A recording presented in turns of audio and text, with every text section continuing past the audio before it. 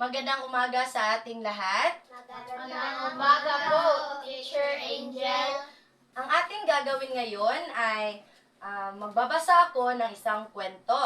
Pamilyar ba kayo sa kwentong Si Jesus at ang Bagyo? Hindi po.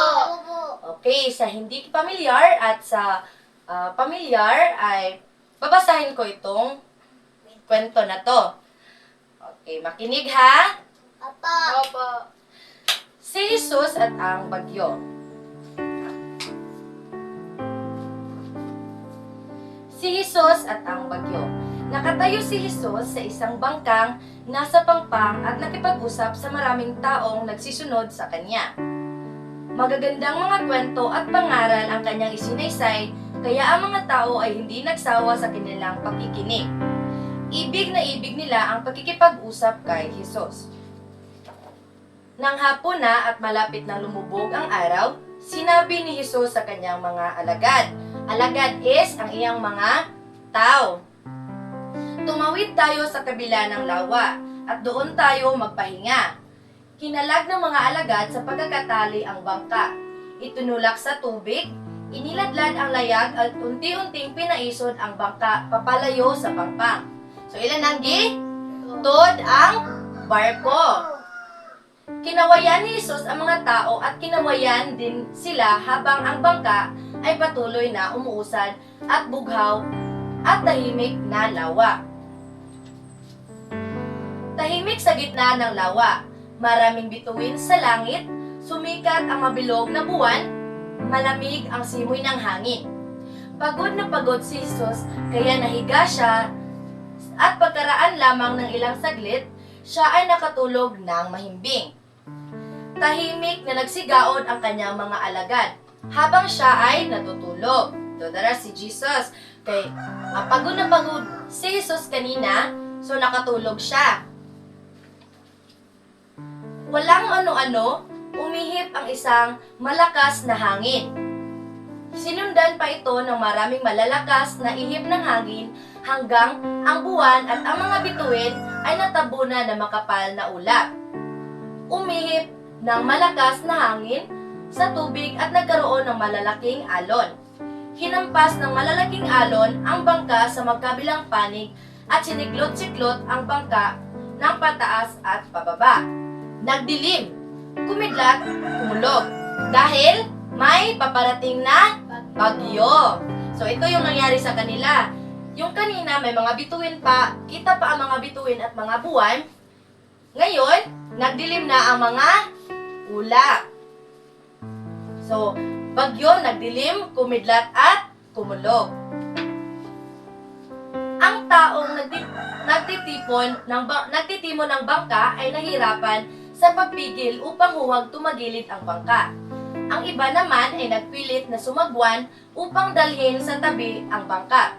Subalit hindi nila nakaya dahil malakas ang bagyo. Napupuno na ng tubig ang bangka. Nagpasimula ng lumubog ito ng unti-unti. Sa takot, ginising si Jesus ng mga kasama. Panginoon, iligtas mo kami! Mapapahamak tayo! Ang kanilang sigaw. So, si Jesus kanina ay nakatulog, diba? Dahil siya ay pagod. So, dumating na ang bagyo at ginising nila si Jesus sa kanyang pagkakatulog. Narinig ni Jesus ang tawag ng saklolo. Naramdaman niya ang malakas na hangin. Nakita niya ang matatalim na kidlat. Narinig niya ang malalakas na kulog. Subalit, hindi siya natakot. Hindi natatakot si Jesus.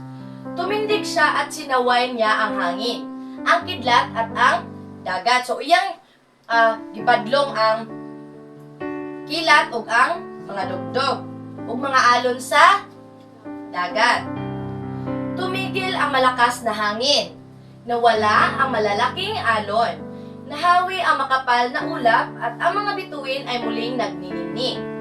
Ang liwanag ng buwan ay naging ilaw sa dinaanan ng bangka hanggang nakarating sila sa kabilang pampang. Bakit kayo natatakot? Ang tanong ni Jesus sa kanyang mga alagad. Bakit kayo nangatakot samantalang kasama ninyo ako? Ay, yung kanina, malakas ang bagyo, di ba natakot yung mga kasama ni Jesus? Dahil kulang sila sa pananalig. Okay. Sinabi ni Jesus sa mga bata ngayon, huwag kayong matatakot pagka kumikidlat at kumukulog at pagka bumabagyo. Dumiliman o bumagyo, huwag kayong matatakot, hindi ko kayo iiwan. Ako ang kasama ninyong palagi. So, naiintindihan ba yung kwento, mga bata? Opo. So, ngayon, naiintindihan nyo pala. May itatanong ako sa inyo. Ano ang mga aral na inyong nakukuha sa kwento? Okay, Kim? Ang aral na nakuha ko sa kwento ay magdasal hindi lamang sa panahon ng sakuna. Okay, magaling. Palakpakan! Okay. Ano pa? Ano pa? Okay, Zairish. Manalig sa Diyos. Manalig sa Diyos. Palakpakan ulit. At kayo mga bata, ano ang mga nakuha ninyong aral? Magdasal. Okay. Magdasal po. Give. Pakilakasan. Magdasal po. Okay, magdasal. Sa panahon ng sakuna, hindi, 'di ba sabi ni Ate Kim, huwag tayong matakot. Magdasal tayo hindi lang sa panahon ng sakuna. Dahil ang Panginoon, kapag nagdadasal tayo ay sa paraan ng pagdadasal, naririnig tayo ng Panginoon. Kaya ibibigay niya lahat yung mga idinasal natin na alam niya makapagpapabuti sa atin. So, how great is God, di ba? Okay. So, sa ngayon, natapos na ang ating kwento. Ano nga yung kwento na binasa ko sa inyo?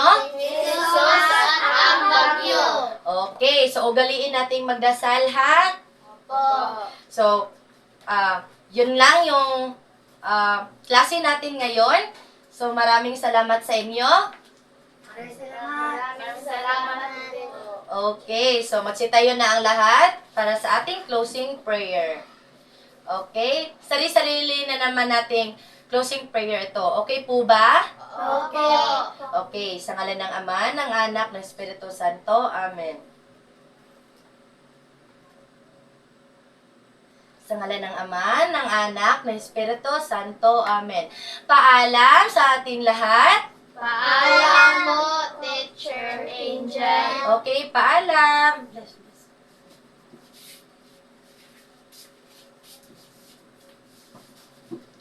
Okay, mag-ingat ha. Opo. Bye-bye. Bye-bye.